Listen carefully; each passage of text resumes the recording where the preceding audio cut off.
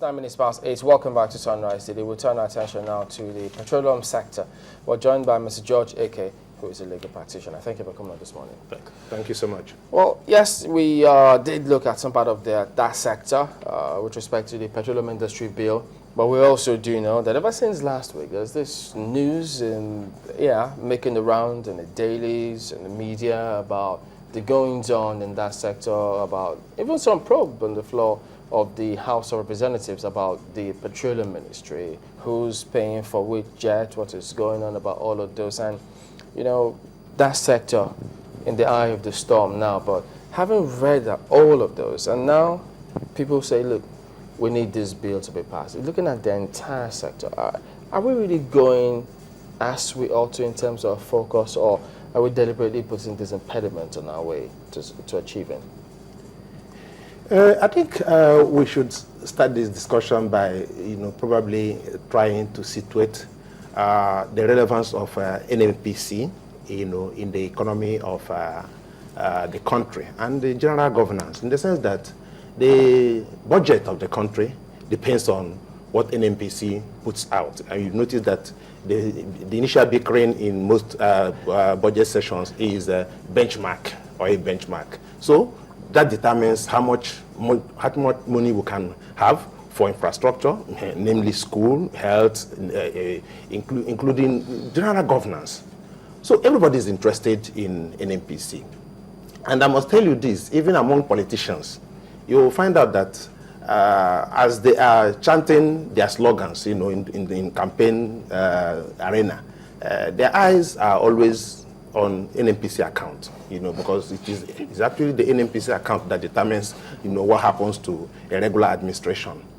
So given that kind of scenario, you now find out that all eyes are usually on NNPC. And quite a number of people who have been at the headship of NNPC have suffered some kind of, indictment or whatever you can call it. We can start with, literally everybody who had headed NNPC, or at least the petroleum industry. As incorruptible as the followers of General Buhari think he is, that was actually the first scam we had in NNPC, 2.8 billion. The billions were not mentioned anyhow. When he was Petroleum Minister, we were looking for 2.8 billion. Even up to the GMD of, Jason Obaseki, there was a scam that he was living in, he had incurred some hotel bills at Nikon Nuga that was in excess of what he could ever earn all his life and all of that. Now we have a minister. Quite recently, somebody moved a motion at the floor of the National Assembly that he had chartered, the cost of chartering airplanes and aviation-related services have run into billions. And of course, the whole country was aghast. Everybody was wondering why the minister would be incurring such expenditure. Everybody saw that as wasteful or indeed corruption. Having said all of that, I even escaped my memory that when Tam David West was Minister for Petroleum, Tam David West was too clean that we had to find something to indict him for. And we sent him to jail for drinking a cup of tea and receiving a wristwatch. I'm talking about Tam David West, still the same Petroleum Minister. He went to jail, Burma prison. I still remember, still have the image of he climbing into the Black Maria that sent him to jail. His offense was that he drank a cup of tea and then received a wristwatch. But now let's look at the raging controversy now in aviation.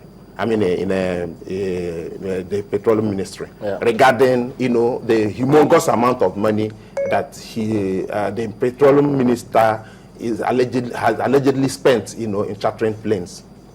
Let us start from the fact that we know that the oil industry, quite a number of them fly to their destinations, project sites, and all of that. Well, quite a number of people do not understand that that Shell is flying to maybe Escravos or wherever they are going to. Depends on what NNPC approves for them. Because quite a number of the relationships we have with the IOCs are either on joint venture, profit sharing, or quite a few of them are on strategic alliance.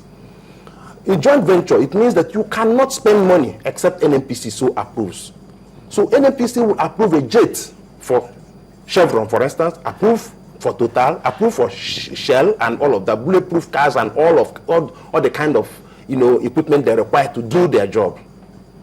Are we expecting that if NNPC approves such amount of money for either charter or outright buying of a plane, that probably the Petroleum Minister will go and buy a ticket at the airport and start waiting for Eric or Aero, that probably their schedule is uncertain and all of that. Meanwhile, the people she had approved their own planes, or at least their charter cost, are already on the site.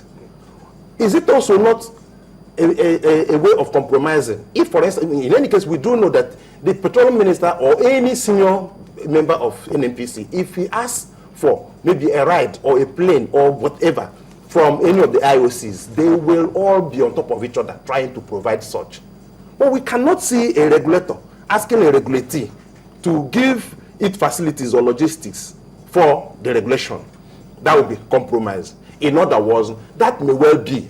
But in any case, NNPC had issued a press release saying that it is not meant for the minister. I mean, the aviation cost that we are talking about was general aviation cost that all staff of NNPC, all the people who are due to use such facilities use, not the minister. They should have been telling that to the National Assembly, because it is the House of Reps. They say, look, we've got more documents showing that those were used wrongly. They were used for field trips other than the official purpose. So that they've got to present to the National House of Representatives. Yeah, sure. I think when they are called to do that, that's actually what they are about to do. But you see, let us also note that in quite a number of things that we're doing these days, it is politics with a veneer of patriotism.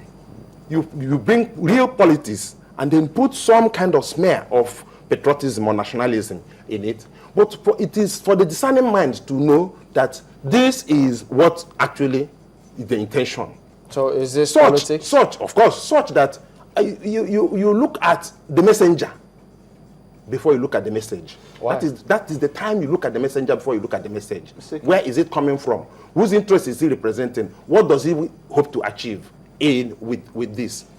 That takes us to the unlimited funds, which is also part of the problem NNPC is having. Of course, you know that I was here and I spoke vehemently against NNPC not remitting 49.5 billion. To me, it was sacrilege that such a huge amount of money would be lying somewhere unremitted. And of course, the newspapers went amok regarding whether it was, at that point in time, Sanusi said it was money that was not remitted. That was how he put it. But then the newspaper said it was a missing money. Then the others now say it was stolen. 3 days after I appeared on this television, Sanusi, in a reconciliation at the National Assembly, now recanted that what was now missing was 12 point something million. Even though the minister, billion dollars. So even though the minister at that point in time said it was 10.5 or thereabout, So there was some reconciliation that was taking place and all of that. And I felt little that after I had talked about what Sanusi, believing Sanusi, knowing that a central bank governor is sacrosanct with figures. His likes all over the world. The moment they mention they tell you that Nigerian External Reserve is this amount of money. It is money specific. You can't find a kobo higher than that, because that is how they talk. They are sober. They are usually, in that kind of mode. You don't do politics and mix it up with such official duties. But by the time I now found out that over and above the 49 point something billion, there was a 12 billion, there was a 10 billion, now there is a 20 billion. Of course, every reasonable person will lose faith in such figures. And in any case, because it is so contentious, it is yet to be reconciled. But you see, the opposition has run with that. That's why I'm telling you about when you pick up a piece of information and wrap it with a veneer of patriotism or what appears to be nationalism, then you forget the fact that somebody wants to use it for a particular purpose. No, but that is why everybody, even people in our diaspora, are now saying we are looking for our 20 billion. No, but even if the opposition picks it, and runs with it, they can only run with it if it's valid. Beautiful. So in this case, is it valid? Good. That's you see the media hype that has followed the 20 billion, at least we're still talking about NNPC and the unremitted funds, is such that it has beclouded the validity or the specificity of the amount, whether it is correct or not. And there is something, let's talk a little politics in this now. There's something that APC does that they have beaten PDP hands down, is media hype.